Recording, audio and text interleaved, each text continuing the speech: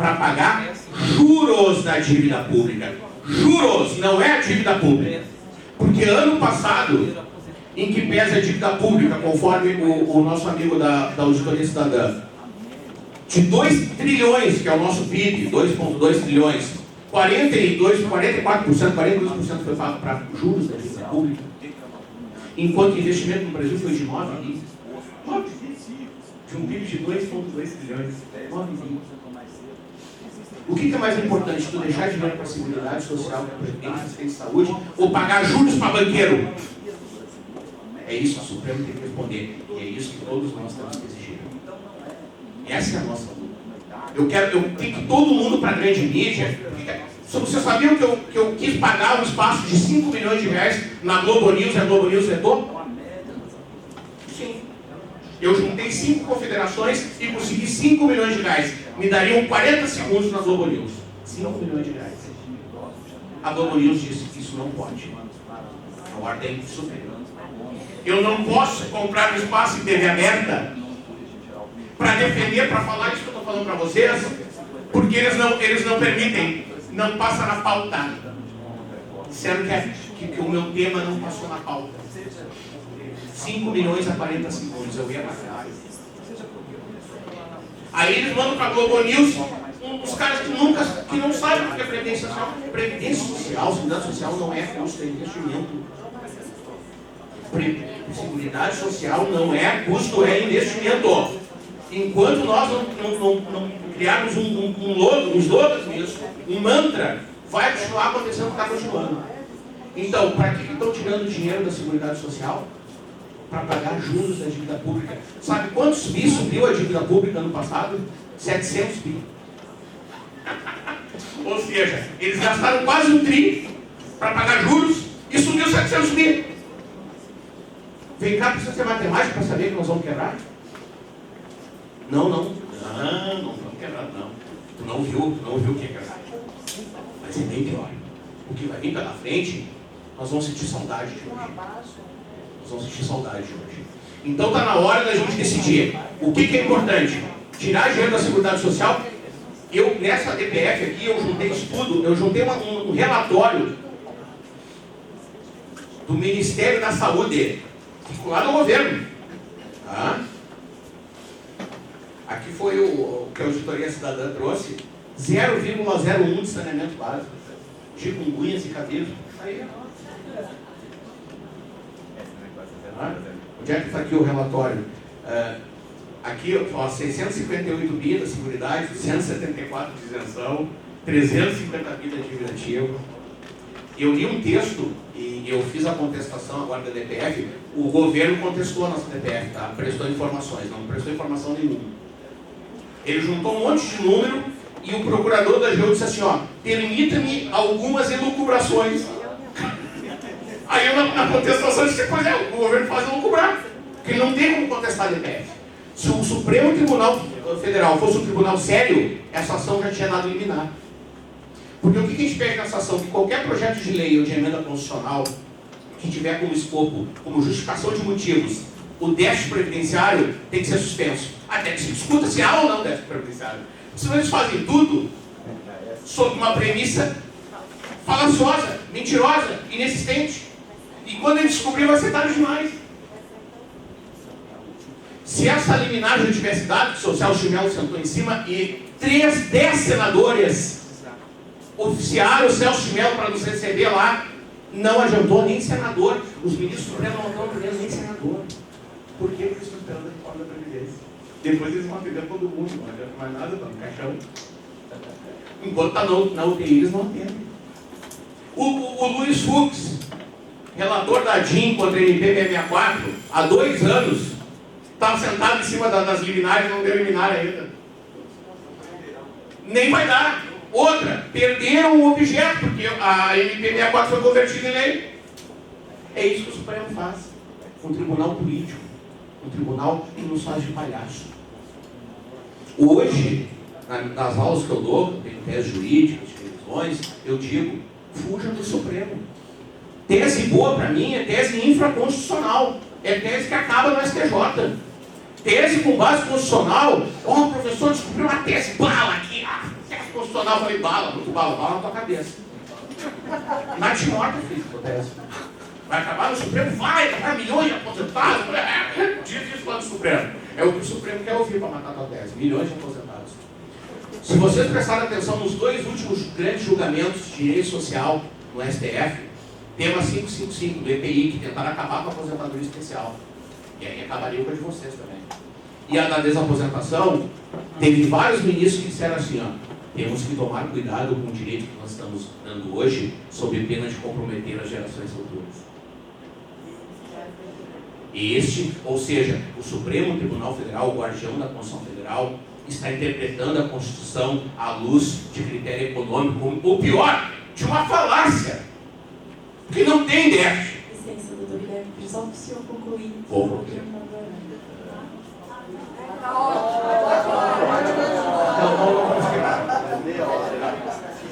Mas me broxou esse corte aqui.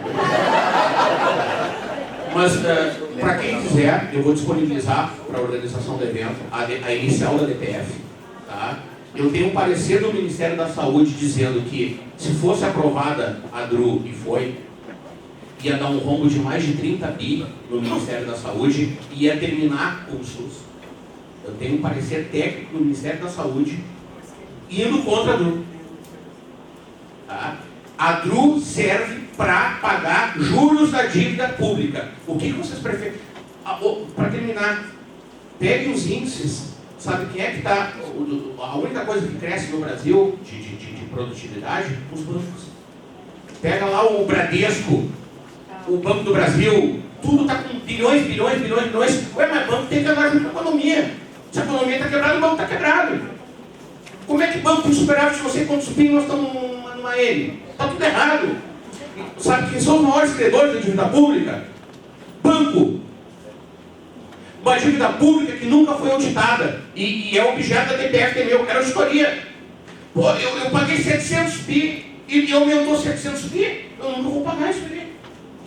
Para terminar, parabéns ao governo, porque ao criar a DRU, eles criaram uma CPMF 10 vezes mais maléfica. A DRU faz a CPMF ser uma criancinha, um bebezinho rosa, rosadinho, gordinho, bonitinho, que dá vontade de apertar. Que saudade da CPMF. Muito obrigado.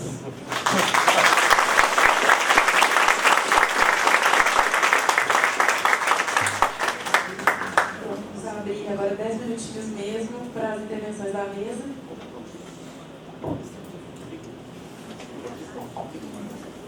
Bom, pessoal, primeiro quero agradecer realmente o Sintraene aqui pelo convite. Ele sempre nos convida e toda vez que eu posso vir, nós podemos vir, eu e o Gabriel estamos aqui. A gente vem porque cada vez vocês estão se especializando mais, cada vez mais profissionais. A quarta vez que venho, excelente, debatedores ótimos, profissionais, advogados excelentes, palestrantes maravilhosos aqui. Eu tenho dito, eu sou, além de coordenador do sindicato, eu sou assessor da turma recursal do Juizado Especial Federal, lá em Mato Grosso do Sul. Então, todo dia eu me debato em ver o que é o mínimo existencial para conceder um benefício assistencial e, de repente, ter que analisar um caso de, por exemplo,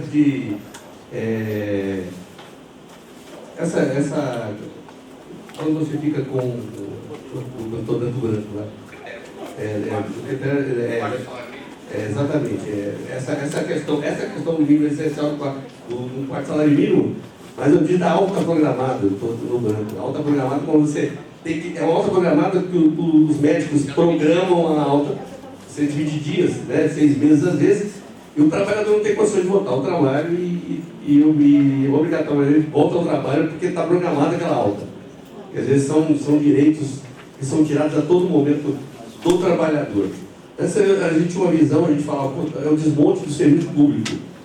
Hoje o desmonte da condição social do trabalhador, na verdade, é o desmonte do Estado de Direito. Né? É complicado, exatamente, Estado social. Então as coisas estão cada vez piores e eu não vejo também, como diz graças a Deus eu trabalho com um juiz aí que é um pouco mais humano, ele fala, pô, se tiver na dúvida Se você tiver que ir para um lado, vai para o hipossuficiente, né? Do promísero, né? Então, também. E outra coisa, ele diz, nós não temos lá 11 ministros, nós somos 11 imperadores. Eu nunca vi, concordo plenamente, temos que alterar esse processo de eleição de ministros pelo executivo, isso é uma barbaridade, absurda. A meritocracia vai nesse sentido. E dizer para vocês que eu não vejo também uma grande mobilização. Até nós pecamos, nós somos do sindicato, pecamos um pouco nessa mobilização. Vejo que as federações, até as confederações pegam isso aí, deveriam estar mais mobilizados. As centrais sindicais, você não vai centrais sindicais por aí, a não ser quando a CUT, só quando o governo, chamou a CUT, ela foi até lá. Então, o problema é sério, existe realmente uma dormência na questão cidadã, a questão de cidadania, isso aí, e se continuar dessa forma, certamente nós vamos ao precipício. Vamos dar um passo à frente. O caixão. Então é aquela velha história. Eu digo sempre, eu vivo depois dos 40 de vida no médico, por favor, médico, o que ele falou que tem? O que ele falou que está bem? Eu não sei, ele me deu um papelzinho dizendo crematório. Então é por aí que nós vamos, pessoal. É verdade. Em síntese é isso aí, e mais uma vez parabéns pelo palestrante e pelo sindicato aqui, pelo evento.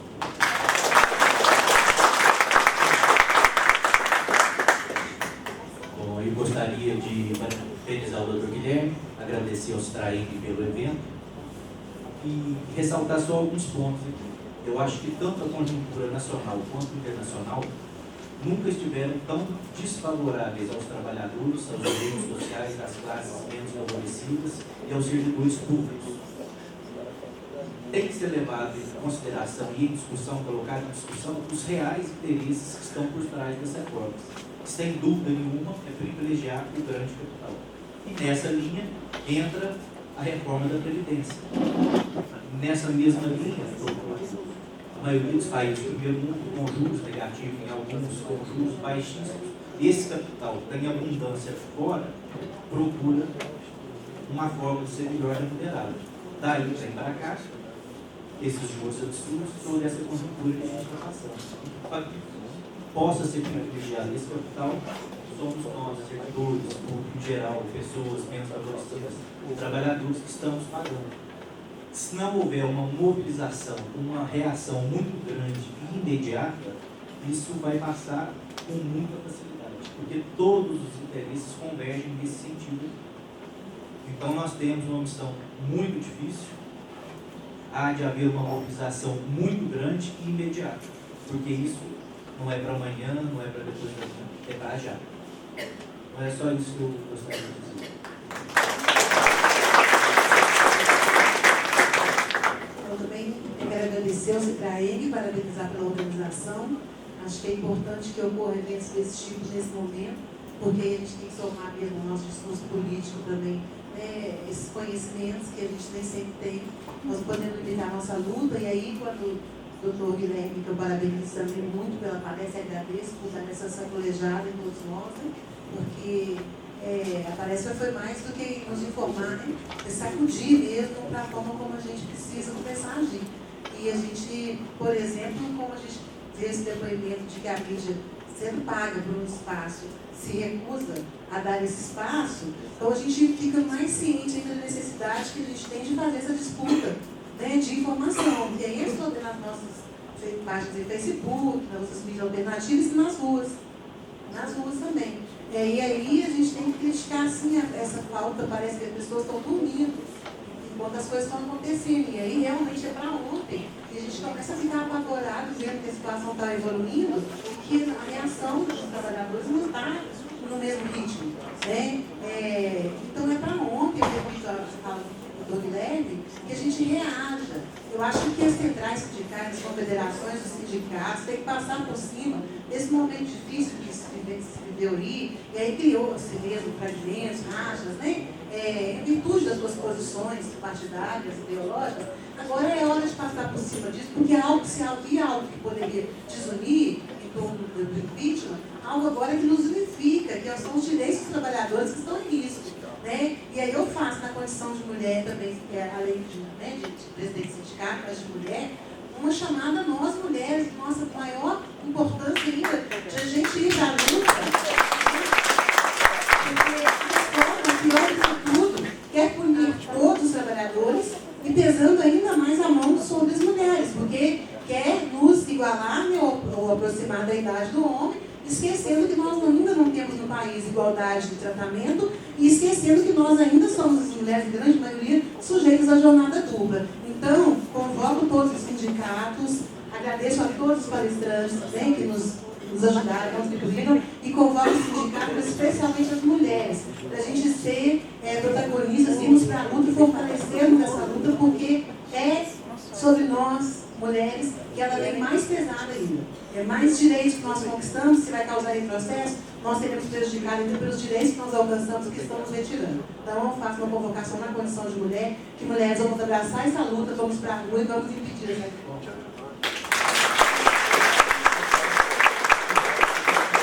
Agora eu vou passar a placa de agradecimento para o senhor Alisson, que é o nosso palestrante.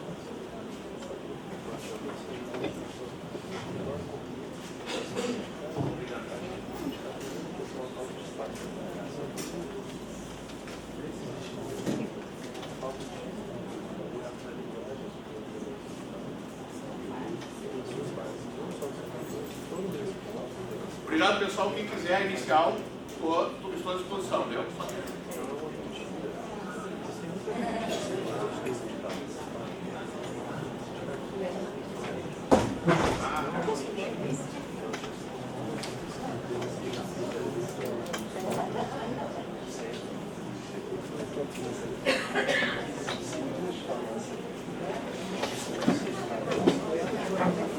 Obrigada a todos. Agora eu gostaria de convidar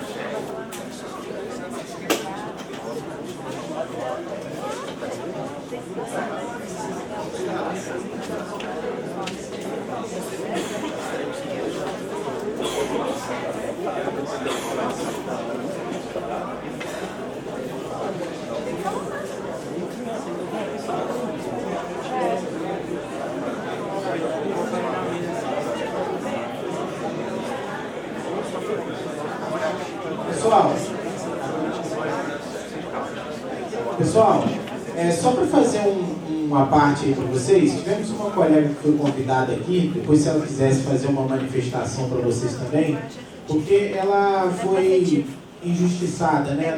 Nós estamos aqui protestando academicamente e nós somos às vezes vítimas do próprio sistema, né? Um sistema que nos persegue por estar gritando, mostrando nossa voz. E essa colega sofreu uma acusação, né? Um processo, por ter protestado. E eu acho que isso nos unifica, né? Porque nós estamos aqui de fato protestando. Eu acho que a gente tem que estar abraçados nessas causas. Nós temos a cobertura hoje aqui da Band Minas, inclusive, né? O Rogério Ruiz, que é assessor também da Comissão de Direito Sindical e também é repórter da Band Minas, é a voz do sindicalismo na TV. É onde nós conseguimos encontrar um espaço para mostrar a nossa voz. Por quê? Porque é muito difícil, como o Guilherme Pantanal falou, Globo News, esses veículos de comunicação não mostram a voz do trabalhador. Então, se Citraeng entendeu o importante ter essa parceria com a Band Minas, que tem mostrado aí para diversas pessoas da sociedade civil de que nós temos força, de que nós temos nossa voz, de que o nosso discurso é coerente e verdadeiro, tá? E mostrar de fato essa nossa verdade para a população em geral. Então, eu queria ver se a colega queria fazer uma manifestação sobre isso, que é importante, porque nos indigna, tá, enquanto cidadãos, e para vocês só conhecerem um pouquinho mais do que se passou. Tá? Vou ser muito breve por causa do prazo, né? Eu sou presidente do sindicato e o ano passado a gente vinha fazendo a campanha salarial e nós denunciamos que havia na previsão do orçamento do tribunal recurso do Sindicato de Setores da Justiça do Estado de Minas Gerais, primeira instância. Nós denunciamos que havia no orçamento a previsão de jornada básica dos servidores um percentual de 6,28% e para os magistrados de 5%. O então presidente do tribunal concedeu 11% para os magistrados contra os 5% que estava previsto no orçamento e negou a data base dos servidores do Poder Judiciário de Minas Gerais. Então nós denunciamos isso para as rádios, né? E em virtude, a revista Época publicou uma matéria dizendo que durante o período do ano de 2015 ele teria sido o maior salário comparado ao Poder Judiciário no país. Nós reproduzimos essa entrevista e, em virtude disso, eu estou respondendo ao processo não como sindicato, mas como pessoa física. E disse que era porque eu estava movendo os servidores contra a pessoa dele. Isso na condição de... Então, nós estamos respondendo, mas mais grave do que eu estar respondendo, que eu acho que a gente que está na luta sindical acaba se colocando nessa condição, mais grave são 10 trabalhadores do Poder Judiciário Mineiro que sequer fizeram a campanha, porque quem está à frente da campanha do sindicato, só por terem compartilhado, reproduzido na mídia social, trocado a foto do Facebook deles, por essa reportagem, a foto que estava dele na revista Época e a informação sobre o salário que ele tinha respondido. Eles também estão respondendo a processos, né, de ação civil, mas também, principalmente, isso é um absurdo, respondendo processos administrativos por ele, segundo a alegação, por terem sido colocados expostos, infiéis à instituição. Então, ele está pedindo, inclusive, a dispensa, a demissão de 10 trabalhadores, simplesmente por terem feito esse protesto, que foi compartilhar algo que uma revista tinha sido publicada. Esse que a gente está vivendo no Poder Judiciário Mineiro agora, e a gente não consegue tirar nem o processo daqui. Nós estamos sendo julgados, assim, como um espaço de total parcialidade. Esse é o que nós estamos vivendo agora.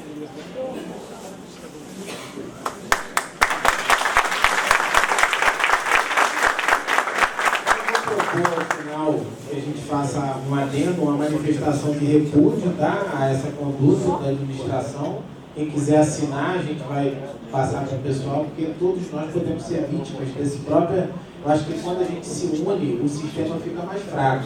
Esse sistema aí de perseguidor e arbitrário, tá bom? Então, acho que a gente tem que prestar nossa solidariedade, cumplicidade com a colega aqui. A Band Minas vai fazer essa... Nós vamos aproveitar para divulgar, porque a Band Minas gravou aqui, então nós vamos fechar esse vídeo e depois compartilhar e pedir para os sindicatos compartilharem essa nossa crítica aqui, tá bom? Vamos passar para a próxima palestra. Gente, pedir desculpas, porque nós estamos com 30 minutos de atraso, tá? Assim, eu acho até razoável dentro dos outros eventos. Mas já está perto da hora do almoço. Nós vamos ter uma palestra agora muito interessante do IDAESE, né, que é um instituto que também está junto com o Citraeng aí. E o Dr. Gustavo vai dar uma palestra enriquecedora para a gente agora em relação às questões sociais que envolvem a questão do déficit da Previdência, esse falacioso déficit da Previdência. Né? Agora eu gostaria de convidar o palestrante Gustavo Machado, pesquisador do ILAES, Instituto Latino-Americano de Estudos Socioeconômicos, que irá proferir palestra sobre impactos sociais da reforma da Previdência.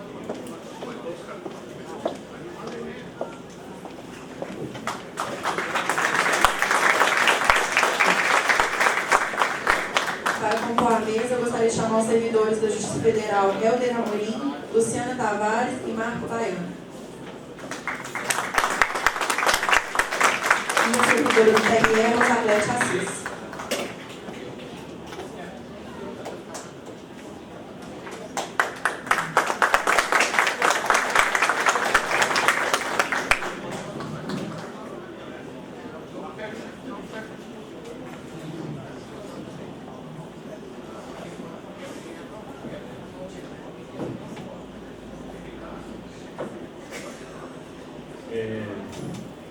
Boa tarde, né? A todos. Prometo que não vou ficar muito de pé no almoço de todo mundo, não. Vai demorar além da conta.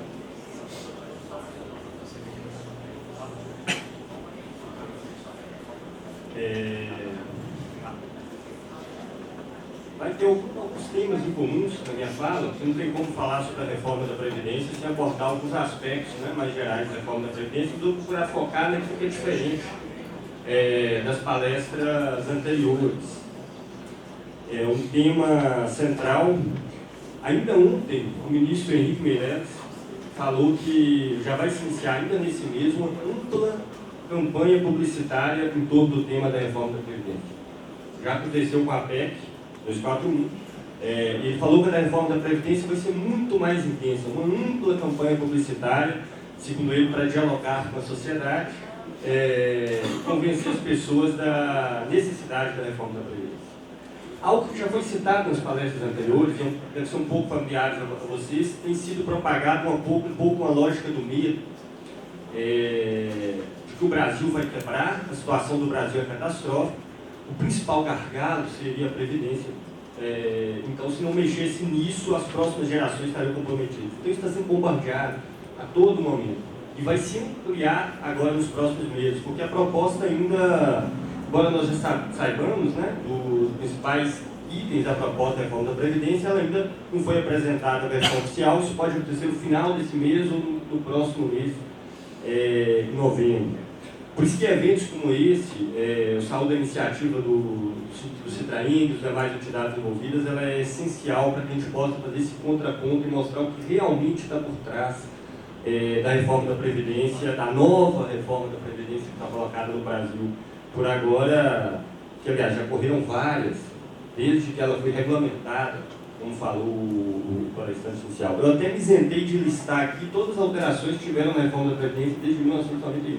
Isso é até meio entediante, é uma sucessão de alterações, de perdas concatenadas até os dias de hoje, inclusive já no ano passado. Mas eu queria começar a palestra fazendo uma provocação. Será que existe mesmo esse caos social, essa impossibilidade do Brasil e vários outros países do mundo? Você já deve ter visto que a questão da reforma da Previdência não é só uma questão brasileira, está colocado em vários países da América Latina e da Europa. Por exemplo, ainda esse ano teve na França uma greve geral, algo que não ocorria desde 1968 na França, okay? Uma greve geral muito forte, cujo um dos centros é a questão da reforma da Previdência que está ocorrendo lá, ainda esse ano. Então é meio curioso, a impressão que dá é que o mundo está se empobrecendo com o tempo, quando a gente olha essas coisas, não é isso? Que está produzindo menos, que faz menos riqueza, que tem menos recursos. Faz sentido isso, gente?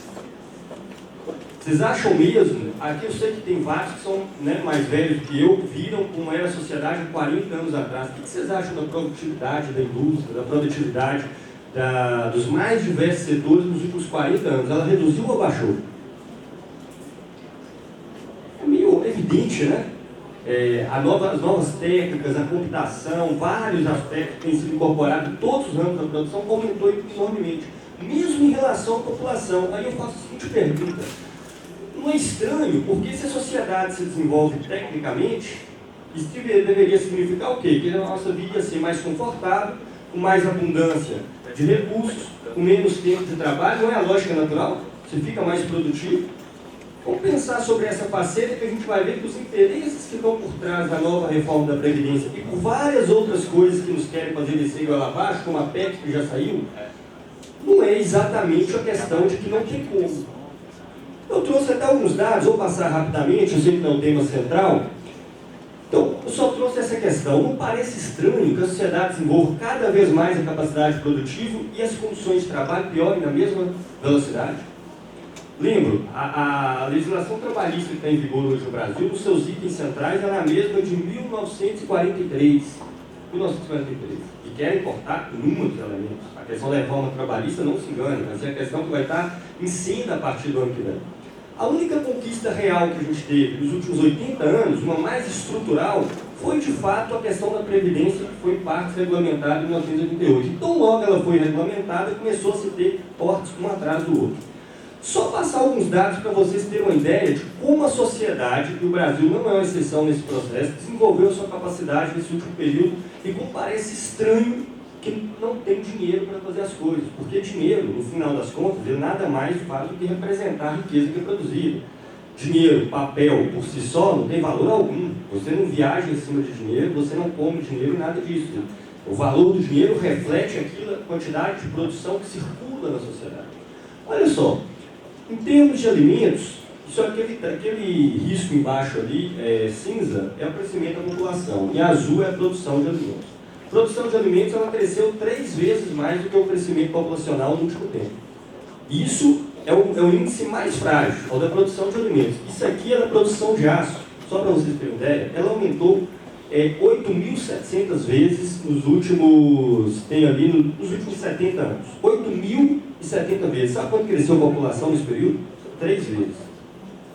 A população cresceu 3 vezes. O aço, que é a matéria-prima de boa parte dos produtos que a gente utiliza, ele cresceu 8.700 vezes. Isso é só para vocês terem uma ideia de como a capacidade produtiva da sociedade cresceu nesse período. E ainda assim eles querem dizer que não tem condições de garantir o quê? Condições mínimas de trabalho. Onde a Previdência ela é evidentemente uma delas.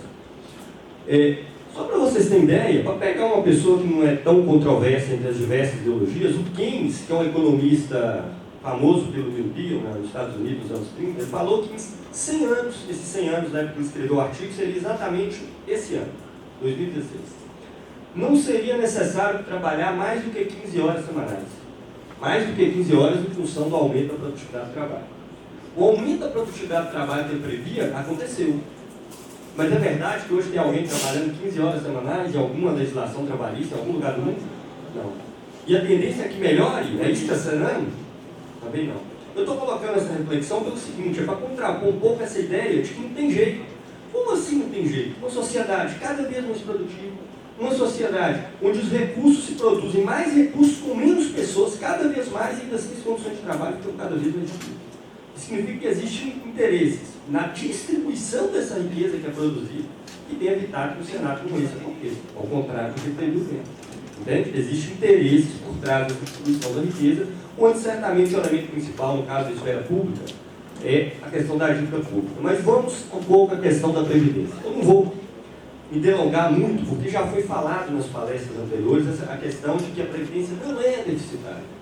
E é muito importante que se tenha compreensão sobre isso. Por que a Previdência não é deficitária? Ela não é deficitária porque o funcionamento da Previdência brasileira ela não é autônoma, ela faz parte de uma coisa que chama Seguridade Social. E da Seguridade Social, ela tem superávit em todos os anos anteriores. Vamos passar por menor, 11 bilhões, mas ela chegou a ser em 2010 240 bilhões de reais. Isso faz todo sentido, gente. A Previdência da lei de Seguridade Social faz todo sentido. Porque o Brasil é um país de urbanização recente. Então existia toda uma quantidade da população brasileira, que é um país de maioria agrária, já nos anos 70, por exemplo, de maioria agrária, que estava completamente fora de qualquer mecanismo legal de contribuição. E não se engane, foram tirados das suas propriedades na marra. Vou dar um exemplo aqui, só para não ficar muito abstrato. Eu sou de uma cidade do Vale do Chone, chamada Turmalina. Essa cidade é enorme ali da população de pequenos produtores rurais, em piores ou melhores condições. A minha família, por exemplo, 60% do território do meu município hoje ele foi desalocado pela força, em vários casos, sem indenização, para a produção de eucalipto para as usinas que hoje é ArcelorMittal. Na época era a CESI. 60% da população foi retirada na marra de suas terras. Hoje a cidade é literalmente uma plantação de eucalipto. E o que fazer com esses trabalhadores que trabalharam 30 anos, 40 anos, 20 anos sobrevivendo nessas terras e foram arrancados no processo de urbanização do país, que hoje é maioria urbana?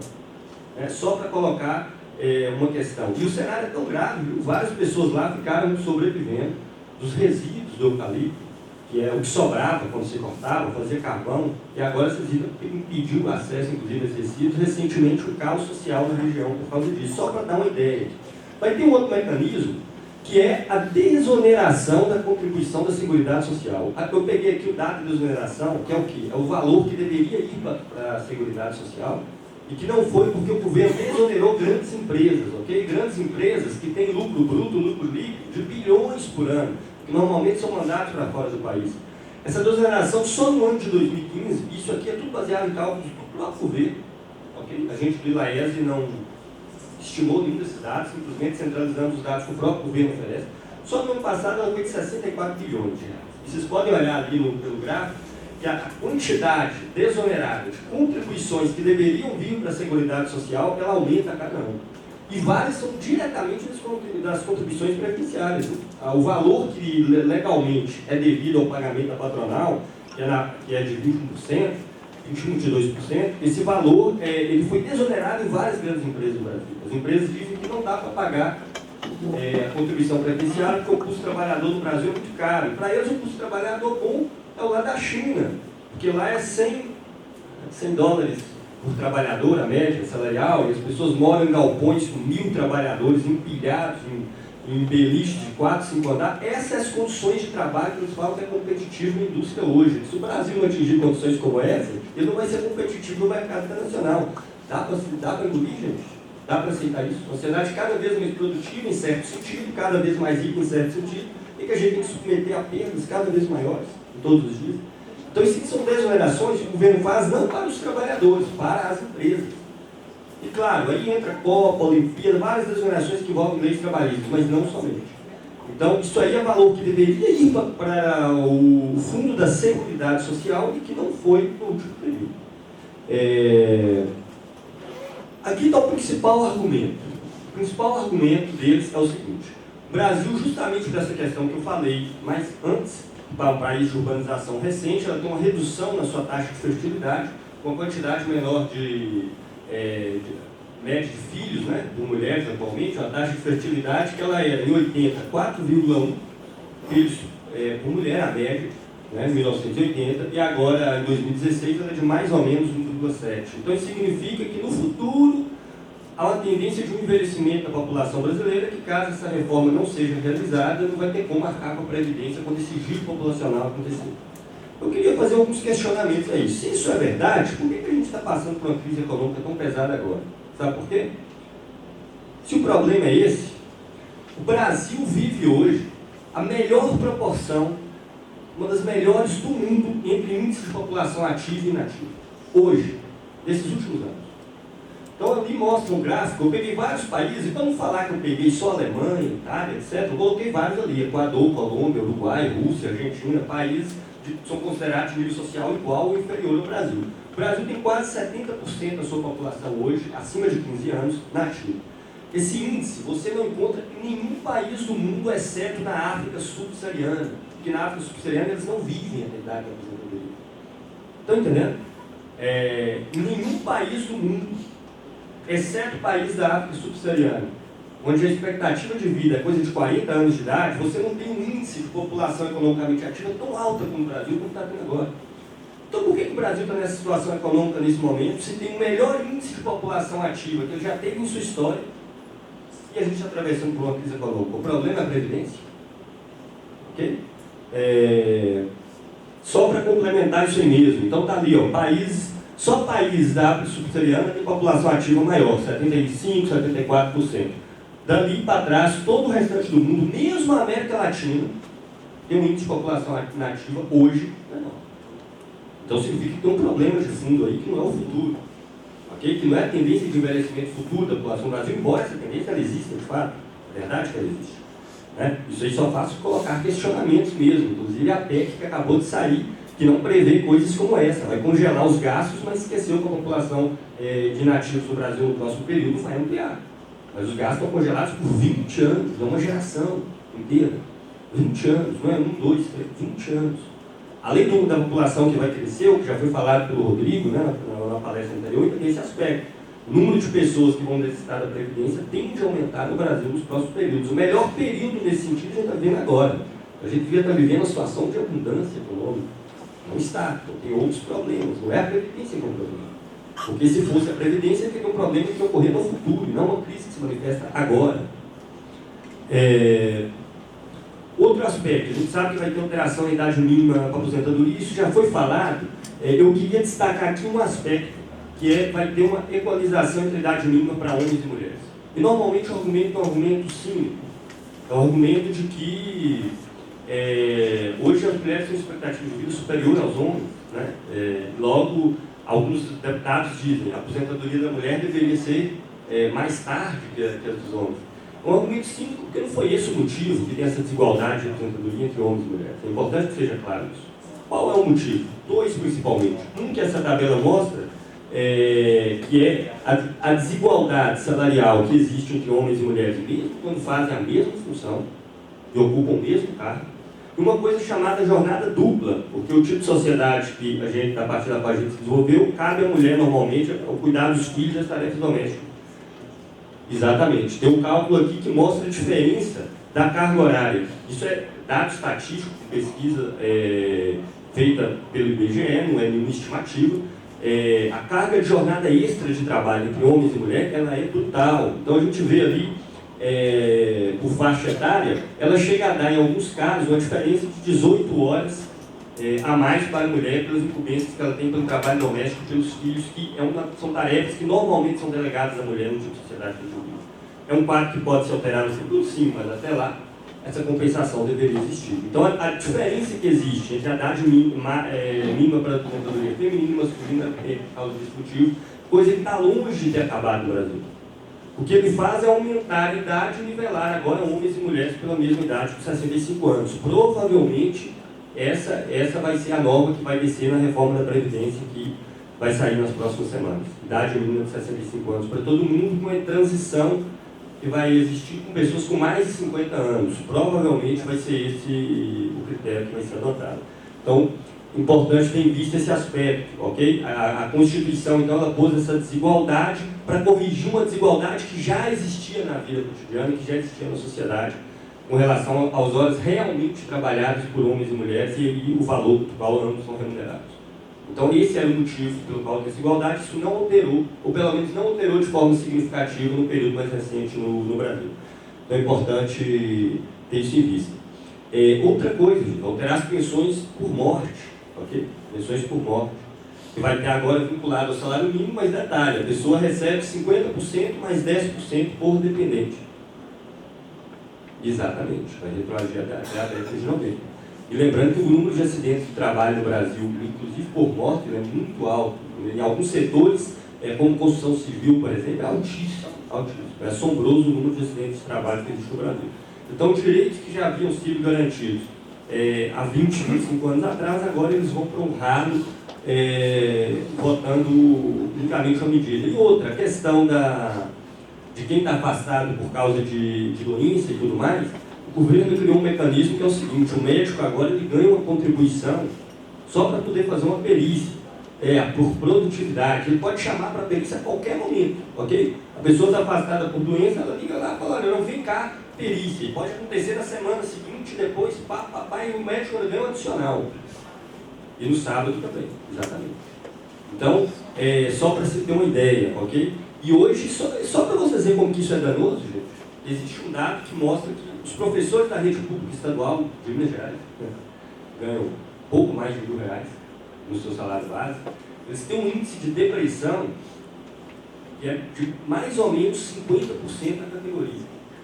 Mais ou menos 50% da categoria.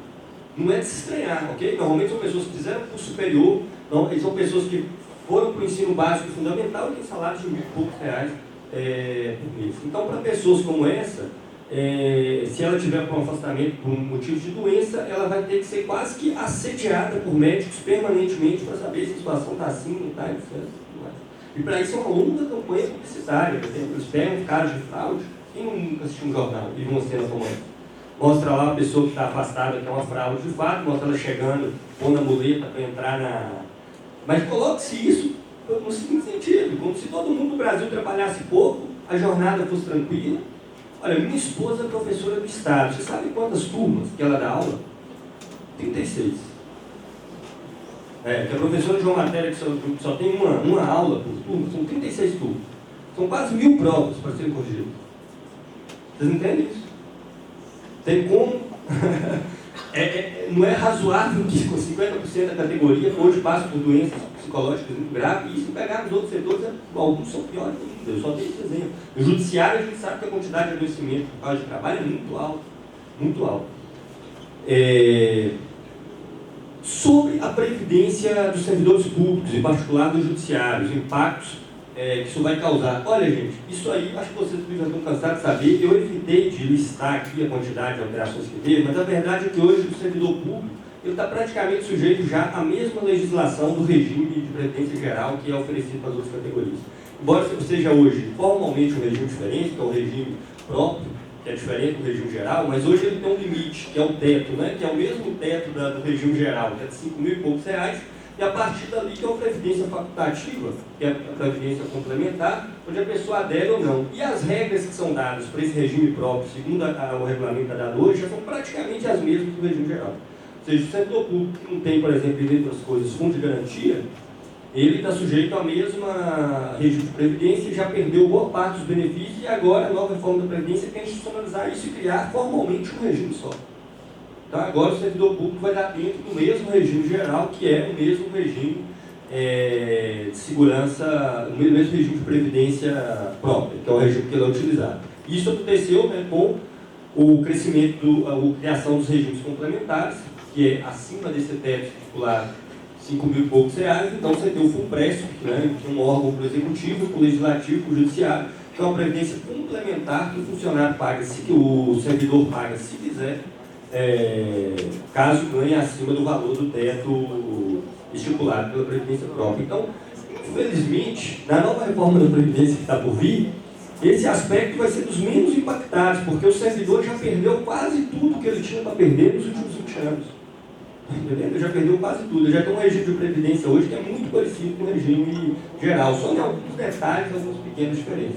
Mas deve ser institucionalizado um regime único. Inclusive, você está na entrevista, que é bem dada pelo senhor Henrique Meirelles, há 3 dias atrás, onde ele oficializa que a nova proposta que está para vir nas próximas semanas vai provavelmente institucionalizar um regime único de previdência, ou seja, as perdas agora vão para todo mundo. Então essa que é a ideia em cima de um regime único de previdência. Inclusive essas que vão ser formalizadas já agora na reforma de previdência que está dada.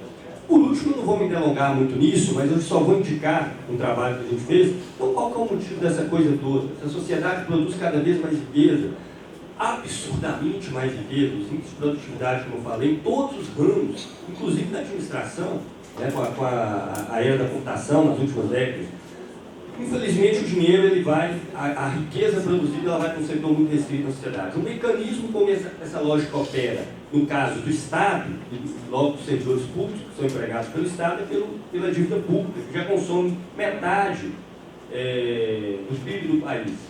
Okay? Então tem ali o cálculo que dá 45% que é pago em amortização, juros e encargos da dívida pública. Um valor muito superior que é gasto com a Seguridade Social do Brasil. Isso já foi falado pelos palestrantes anteriores, mas eu termino aqui fazendo uma indicação de um estudo que o Laese fez, eu conversei já hoje com os coordenadores e tudo, vai ser publicado pelo sindicato, onde sai a análise das finanças dos servidores públicos no geral e do judiciário em particular nos últimos anos, para mostrar a falácia de que o Estado está quebrado pela quantidade de servidores públicos, que é um discurso carro-chefe da propaganda governamental da redução de gastos públicos. Okay? A redução de gastos públicos não é redução de impostos. São muitos mesmo, são pesados. Os impostos vão para pagar a dívida pública. Agora, a redução dos gastos dos servidores públicos é alarmante, porque, como vocês sabem, no judiciário, há menos pessoas trabalhando hoje do que há 6 anos atrás, há 6, 7 anos atrás. Enquanto a demanda de processo ela cresceu no nível, pelo menos no lugar desses processos, da justiça eleitoral, que não é o caso, cresceu de nível muito expressivo. Então, vai sair um estudo do Laese que a ideia é de justificar para os servidores, de um modo geral, essa ideia de que o governo tem gastado cada vez mais com o servidor. É exatamente o contrário. Cada período que passa, o percentual do gasto com os servidores no orçamento da União, no orçamento do governo, ele é menor. Então, só para se ter uma ideia, no início dos anos 90, esse valor era de 54% do orçamento da União. Isso aí já descontado a dívida, viu? É só o orçamento da União destinado a investimentos e tudo mais. Hoje ele é de 38%, 37%, mais ou menos. Alguns dados que são interessantes e estão presentes nesse estudo também. Por exemplo, o percentual do gasto com aposentados no judiciário reduziu nos últimos 3 anos. Reduziu. Ele não ampliou, que já é produto das reformas previdenciárias que já vem ocorrendo, principalmente desde o início do governo Lula. Por último, eu deixo aqui, eu acho que iniciativas como essa é importante, nós não nos podemos nos intimidar, porque os ataques que estão colocados elevam a responsabilidade também das tarefas que estão colocadas perante a gente, de organizar a luta, a resistência e o combate contra todos esses corpos que estão colocados. Há muita confusão, isso eu concordo, existe muita confusão na cabeça das pessoas nesse período. Mas, por outro lado, eu nunca vi tantas pessoas do Brasil discutindo, comentando, querendo entender e falando da situação do país. Nunca vi tantas pessoas discutindo a situação política do país. E mesmo pessoas que hoje são ganhas para a ideia, por exemplo, de que tem que fazer uma reforma da Previdência, isso que a gente está fazendo aqui é central, porque elas vão ser confrontadas, a posição dela, com aquelas que elas escutaram durante o processo, para poder avaliar o que é, o que não é e qual é a postura que elas vão ter. Então, a luta ela nunca acaba. E o processo que começa aqui, ele tem impactos a média e longa duração. Então, está colocada tarefas muito grandes, a resistência aqui ela vai ser central, a organização, a união do movimento sindical nas mais diversas instâncias, aqui não são só ataques ao judiciário, são ataques aos trabalhadores no geral, e confrontar todas essas noções de que a Previdência, o Estado está quebrado e que não há o que fazer, que pelo contrário, na verdade, a conclusão de riqueza é cada vez maior, que os trabalhadores têm o direito de ser possados daquilo que eles fazem, que é os serviços e a riqueza que é produzida na sociedade, que eles fazem com que a cidade e o volume cada vez maior. Então são essas noções, alguns elementos que eu quis trazer aqui para o debate. Espero que ajude. Depois indico a vocês verem o estudo do ILAES, que vai ser publicado pelo Citraengo, onde a questão do orçamento público vai ser demonstrada com detalhes.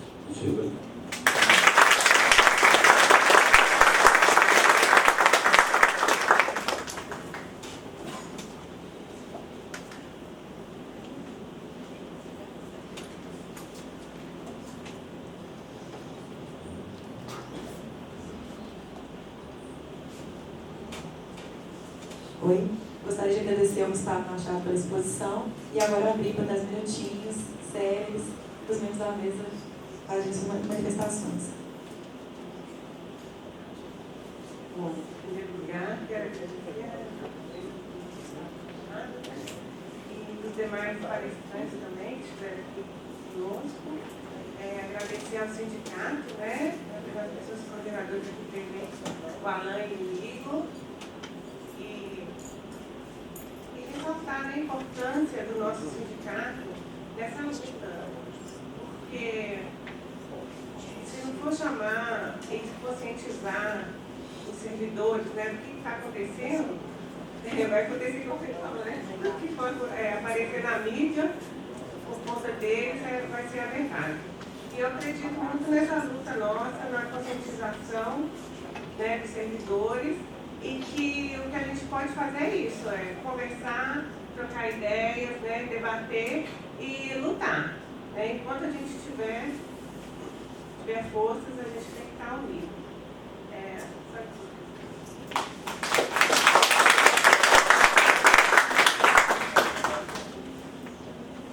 Bom dia, gente.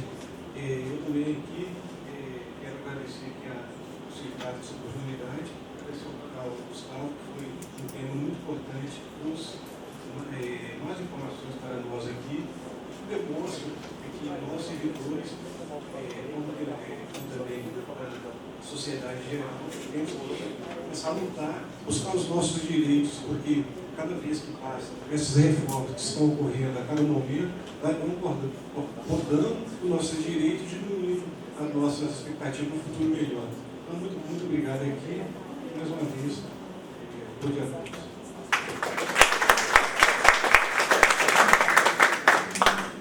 Cumprimento o doutor Gustavo pela brilhante exposição e o Citraengo pela iniciativa do debate tão inclusivo à sociedade do complexo.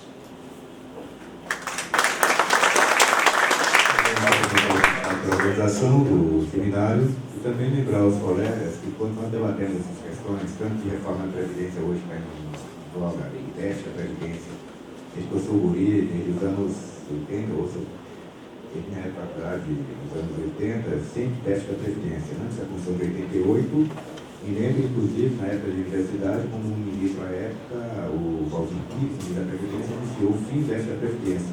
E, inclusive, denunciou à época que não passava, o teste não passava de mero ajuste contábil. Era a forma que era feita, e isso ficou bem demonstrado hoje, que é a forma que é feita, tanto receita como despesa, que leva a essa existência ou não do teste. Na época, ele vai definir modificar o cálculo e desapareceu o déficit da Previdência. Só que, nos anos 90, retornou o déficit da Previdência, logo após. Então, a gente vê que isso aí é lembrar os colegas. Essa questão é ideológica. É uma visão de Estado, é uma visão de sociedade. A Constituição de 88, ela veio dentro daquilo que, quando nós estudamos direito constitucional, nós aprendemos a terceira geração de Constituição e a quarta geração, que o Paulo Bonafide fala tanto, e eu também acompanho a geração. E hoje, os setores conservadores da sociedade brasileira, não só no país, no mundo inteiro, querem retornar à chamada primeira geração, apenas os direitos individuais do século XIX. Então, a luta hoje é nós não nos permitirmos a sairmos do século XXI, retornando ao século XIX, principalmente nas relações com os trabalhadores. Hoje, pessoas que defendem 12 horas de trabalho, aumento da carga horária, isso é retorno ao século XIX. É retorno àquele movimento, ao Estado liberal puro, ao Estado liberal do século XIX, sem a absorção, com a destruição do chamado Estado Social, que vem com as constituições posteriores, com a modernização e com a luta dos trabalhadores. Se nós permitirmos que isso ocorra, nós vamos voltar ao século XIX e que sabe a escravidão, né? Porque algumas pessoas aqui hoje, que a gente vê na mídia, praticamente defendem o regime de trabalho escravo, ou similar à escravidão. E lembrarmos que isso não é só na Previdência, está havendo corte em todos os setores. Ainda essa semana, minha esposa trabalha na Universidade Federal, junto ao universitário, a empresa que administra as universitárias recebeu um corte violento do orçamento da Unicef e anunciou simplesmente semana passada, ainda não saiu na imprensa, anunciou internamente todas as casas no país que desde a semana passada estão suspensas novas internações e embarcação de novas consultas. Nós vamos realizar até o ano que vem as consultas que já estavam marcadas e vão ficar internados nos hospitais que já estavam lá. Assim, todas as cirurgias foram suspensas, o corte foi violento, foi muito grande, não tem dinheiro. E o superintendente, inclusive no hospital que minha esposa trabalha, pedindo ajuda aos funcionários, informou que no ano que vem, como não vai haver atendimentos com esse corte de orçamento, aos servidores ele vai tentar administrar cursos de seminários para formação, porque não vai ter o que fazer dentro do HU, isso no país inteiro. E simplesmente o Ministério da Saúde, o Ministro da Saúde, em reunião com eles, com o superintendente do país inteiro, anunciou que eles têm que dar um jeito de conquistar verbas, ou seja, que é plano de saúde. Isso passa por praticamente a privatização da saúde pública. Então, a gente passa um momento muito ruim, e que nós temos que colocar isso para a população. Então, esse seminário aqui é fundamental para a gente discutir essas questões. Não é só a reforma da Previdência. O ataque a todas as conquistas sociais dos últimos 100 anos. Desde as diversas revoluções que houve no México, a República de Weimar, na Alemanha, que vai dar nos direitos sociais e tudo, todas essas conquistas sociais ao longo do século XX estão querendo retirar, estão querendo voltar ao século XIX. É isso que nós não podemos nos permitir, porque a nossa geração será a última a ter direitos sociais. E esse seminário é importante porque tem vários colegas hoje na nossa base que, enganados e que, aceitando a propaganda governamental, acham que tem déficit, que tem que ter reforma da Previdência e que abre mão de direitos. Não, mal tendo consciência, para abrir mão da vida. Então é isso que eu gostaria de dar parabéns para esse seminário.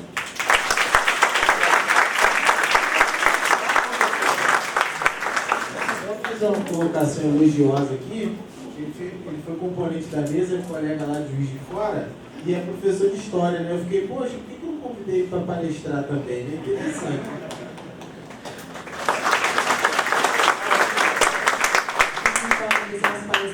Gustavo, os membros da mesa, e convidar o Luciano Tavares a entregar a placa de agradecimento do Citraem.